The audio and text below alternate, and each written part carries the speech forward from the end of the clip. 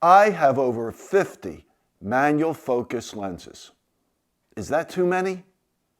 In this edition of Jules Voto's Photo Focus, I will try to answer that question. But I'm not sure if I want to. I like having all those lenses. And I also have about 18 autofocus lenses, including 8 Z-mount lenses. And those are the lenses I primarily use in my work: event photography, portrait photography, headshots, and some other things. So how did this happen? How did I get to have so many lenses? When I first got interested in photography, I started simple. I had a Pentax H1A and a 55mm lens. And a few years back, looking on eBay, I'm going to say it's about 7-8 years ago at least, I saw an H1A with that original lens that I had, the 55 2.0, for around $30. So I had to jump on it. And that kind of started me more or less collecting. I've never put a roll of film through this H1A that I bought several years ago. But I think what really happened is when I got my first mirrorless camera, the Nikon Z6, back in early 2019. And because it's so easy to adapt manual focus lenses to mirrorless cameras, that started me going. And not just Nikon lenses. I was buying Minolta lenses, Canon lenses, Pentax lenses, whatever I could find at a reasonable price, and it becomes addictive. You start buying those lenses, you get them cheap. Some of them I pay $10 for, some on a body, maybe $20, $30 for. Some I paid more for, but it just became addictive. And I have about 24 50mm lenses, 50 to 58mm lenses. So do you really need that many lenses? No, of course not. But if you're a collector, and that's primarily what you're doing, why not? You know, I know people who collect trains, Lionel trains, and they have a lot of trains. They enjoy doing it, and they hold on to them, and of course they're going to increase in value. I don't know that lenses increase in value. Same thing with comic books. I know someone who was a big comic book collector. So if that's what you enjoy, if you get pleasure out of doing that, nothing wrong with it. But if you're just primarily a user, that you're primarily buying lenses to shoot with, obviously you don't need that many lenses. I think when you have too much equipment, then you're not sure, well, what should I use? What should I take with me today? And like I said, in my professional work, in my event photography, basically I work with 3 lenses.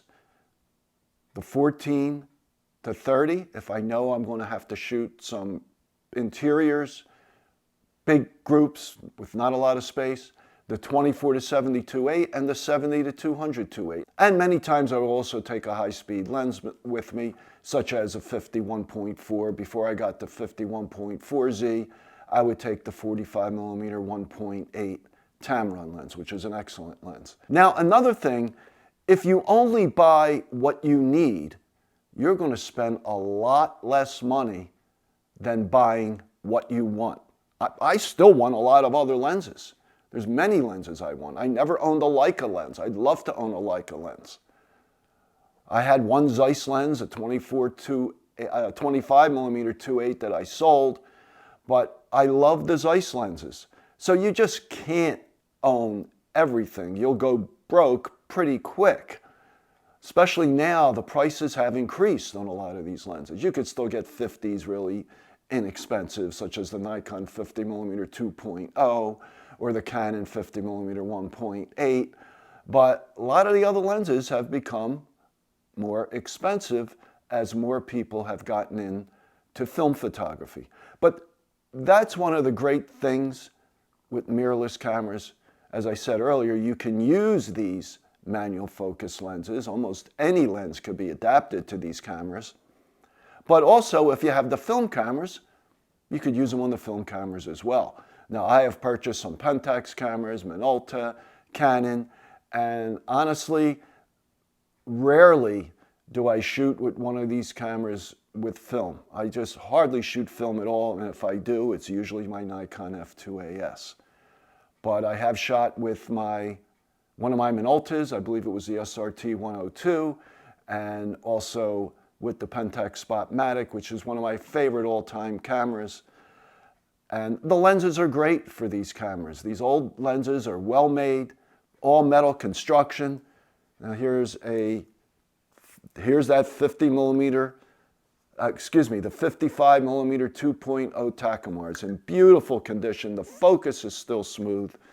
So I really love these old vintage lenses, and they give a different look. Now, another reason I was buying a lot of these lenses was for my YouTube channel. I'd like to use them doing street photography, usually a 28 or a 35 or even a 24. And so I'm testing them, and that gives me more material for my videos. The older lenses are not as sharp as the modern mirrorless lenses, but they have that vintage look, which I really like. So, do I have too many? Sometimes I think I do, and I have sold some. I kind of got carried away for a while. I was buying, a couple lenses a week. So far this year, I haven't bought any. And I'm going to try this year not to buy any lenses, and because I still haven't tested all the ones I own. So let me know if you're a collector or if you're a user, and what lenses you normally take with you when you're just going out shooting, whether professionally or just for family pictures or for travel photography. And that reminds me, with travel photography, I'm going to take different equipment with me than when I go out to shoot an event. I have the 24-200 Nikon Z mount, which I love for travel photography. Yeah, my 70-200 is sharper, especially towards the longer end, but it's fine for travel photography. It works out great, and it's so much smaller and lighter. And you don't get tired carrying it around all day. So again, let me know how you feel. Do you collect lenses? How many lenses do you have? Do you think it's too many? Or will you never have too many? I don't think I'll ever have too many, because I really enjoy doing this, although now the ones I want are a lot more expensive. Now, one other thing, when I'm collecting, as far as my collection is concerned, I love lenses in boxes, okay, in the original boxes. Here I have a 105-25 Nikkor, and here's a 135-35, and I love collecting them in boxes. And you know people who collect trains, they love getting them in boxes as well. And the same thing with a lot of things. Things become more valuable if you have the original box. And also with the Nikon lenses in the box, they usually come in the bubble. At least in the old days they did. So if I can't get a lens with a box, I'll settle for one in the bubble. So okay, so that is it for this video. I hope you enjoyed it. If you did, please give it a thumbs up and subscribe to my channel, and leave your comments in the comments below. And I always try to respond to all questions and all comments. And I usually come out with a new video every Monday morning and Wednesday morning at 11 a.m. Eastern Time. So I will talk to you then.